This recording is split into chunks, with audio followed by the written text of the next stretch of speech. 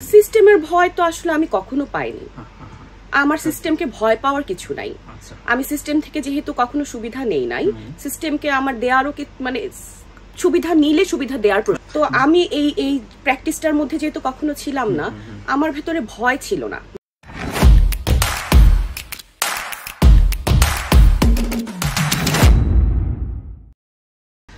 জাকিবাড়ি মামো, আমার নাম তানভীর তারেক। কেমন আছেন আপনি? ভালো আছি। আচ্ছা, কেমন আছেন? এই শব্দটা এমনি 5 তারিখের আগে অন্যরকম ছিল কিনা?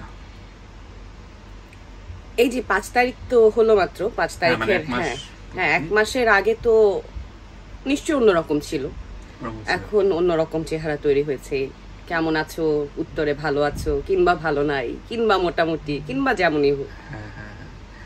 এমনি সহজ একটা প্রশ্ন করি যে কোন মানে সিচুয়েশনে পড়ে বা কোন বিবেকের তাড়নায় প্রথম লেখাটা সিস্টেমের বিরুদ্ধে প্রথম লেখাটা পোস্ট হলো, মানে এই সময়ে?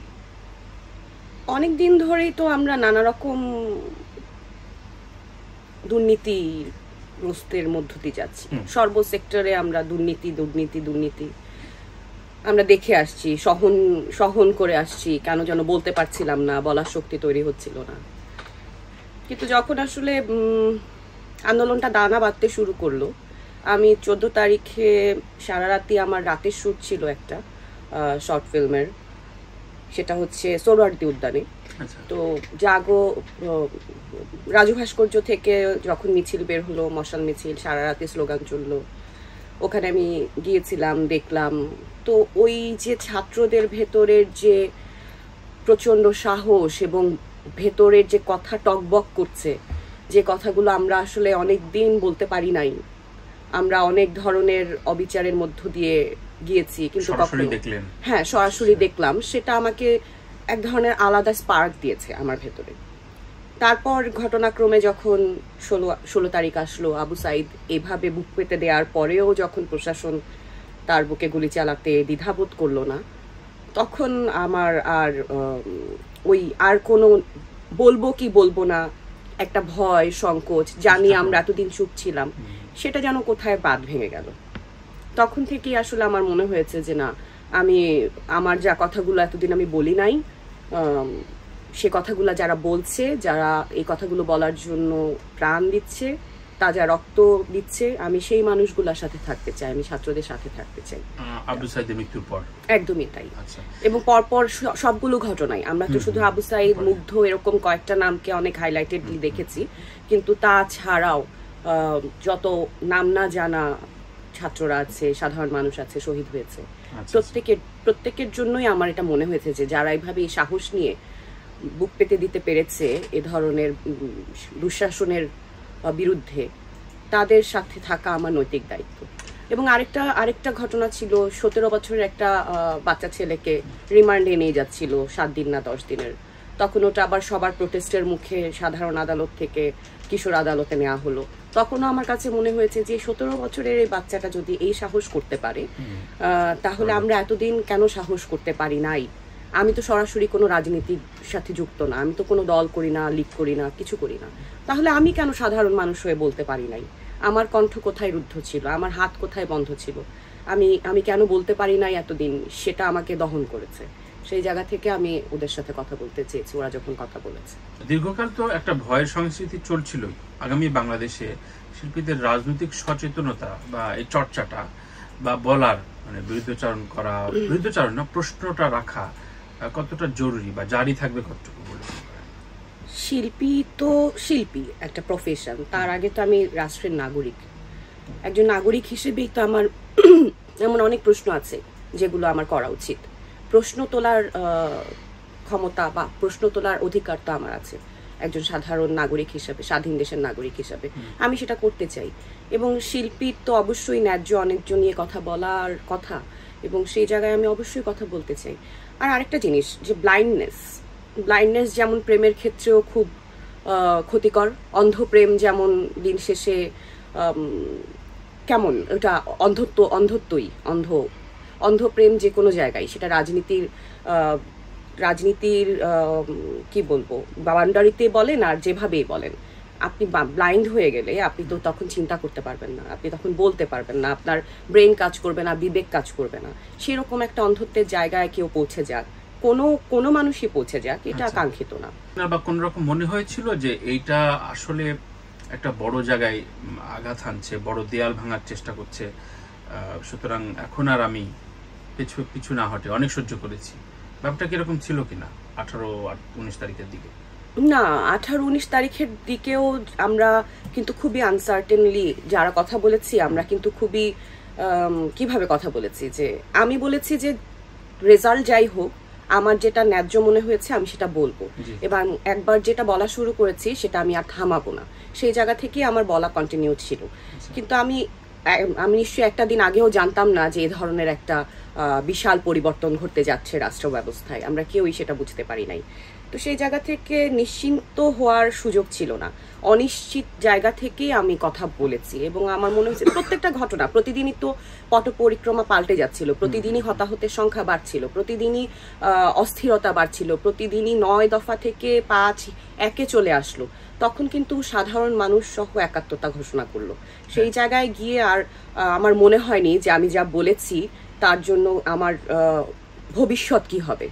আমার মনে হয়েছে যেটা আমার বলা উচিত আমি বলেছি, এবং আমি আমার পয়েন্টে স্ট্যান্ড করেছি। আন্দোলনের ভিতরে সবচেয়ে প্রশংসিত আমরা সবাই প্রায় শেয়ার দিয়েছি আপনার শিল্পী সংঘের থেকে আপনার ইস্তফা দেওয়াটা, এবং ওই বিষয়টা আমরা প্রচুর নিন্দাও করেছি। ওই প্রেস রিলিজটা, যেহেতু একই প্রেস রিলিজ চলচ্চিত্র শিল্পী সংঘ এবং 5টা সংঘের একই রকম, শুধু সভাপতি সেক্রেটারির নাম বাদ দিয়ে। এই যে দলদাসত্ব তো আপনি দীর্ঘদিন দেখে আসছেন, হঠাৎ করে আপনার এই প্রেস রিলিজটা আঘাত হানলো কেন? দেখে এসেছি, কিন্তু আমার একার কণ্ঠে তো কিছু হচ্ছিল না। আমি আমার জায়গায় সবসময় কথা বলার চেষ্টা করেছি। আমাদের শুটিং স্পটে অনেক সমস্যা আছে, ইভেন সিম্পল বাথরুমটাই পরিষ্কার থাকে না, এই নিয়ে আমার কতদিন অনেক লাউড ভয়েস করতে হয়েছে, ভোকাল করতে হয়েছে। হ্যাঁ, অনেক পাওনা পাচ্ছে না, একজন জুনিয়র আর্টিস্ট তার প্রাপ্যটা পাচ্ছে না নানাভাবে। এই যে আমরা নানা রকম কি বলবো, অবিচার না, মানে এই ধরনের অবস্থার সম্মুখীন হয়েছি। এগুলা কিন্তু আমি আমার এই পুরোটা ওয়ার্কিং পিরিয়ডে সবটা সময় ধরেই আমি কথা বলার চেষ্টা করেছি, কিন্তু কথা বলাটা হয়েছে কি একপেশে হয়েছে। কারণ আমার তো কোনো ক্ষমতা নেই, আমার তো বড় এমন কোনো ক্ষমতার ছায়াতলে আমি নেই যারকে কেউ ভয় পাবে, বা আমাকে ভয় পাওয়ার কিছু আছে, বা আমাকে সমীহ করার কিছু আছে। আমাকে মনে করেছে যে আচ্ছা ঠিক আছে মমো, শি ইজ লাউড, সে অনেক কথা বলছে, ও পাগল, ও এক্সট্রিম, এভাবে আমাকে ট্রিট করা হয়েছে ম্যাক্সিমাম টাইম। হ্যাঁ, মানে ওকে ফাইন, ওকে ম্যানেজ করে ফেললাম, আচ্ছা ওকে বুঝাইলাম, হয়ে গেল। কিন্তু ব্যাপারটা এরকম না। আমি সবসময় আসলে বলতে চেয়েছি যে সিনিয়র শিল্পী উনি পেমেন্টটা পাচ্ছেন না, অথচ আমি একজন জুনিয়র হয়ে সার্কাস বলে আমার পেমেন্ট আমি পেয়ে যাচ্ছি। সেটা মোটেও ন্যায্য না, সেটা মোটেও ঠিক না। তার পেমেন্টটাও সে সময় মতোই পাওয়া উচিত। যেদিন আমাকে পেমেন্টটা দেওয়ার কথা সেদিনই পেমেন্টটা আমার পাওয়া উচিত। এগুলো কমিটমেন্টের ব্যাপার। কারণ আমরা তো আসলে যদিও অনেক নিয়ম করেছে সংগঠনগুলো যে আমরা চুক্তিপত্র সাইন করে কাজ করব, কিন্তু চুক্তিপত্র আদতে সাইন করার কোনো প্র্যাকটিস আমরা তৈরি করতে পারিনি। আমরা চেষ্টা করেছি। আমিও কিন্তু এই সংগঠনের পরপর 2বার ইলেকশন করেছিলাম, আমি ইলেক্টেড ইসি মেম্বার ছিলাম। তো সেইখান থেকে আমার নিজস্ব অনেক ধারণা ছিল যে আমি যেন এগুলা নিয়ে কাজ করতে পারি, কিন্তু কাজ করতে যাওয়ার পরে আমি দেখলাম কিছু দিনের মধ্যেই আমি যেন খুব একা হয়ে যাই, আর অনেক কিছু মিলে যেন অনেকে অনেক বড় হয়ে যায়।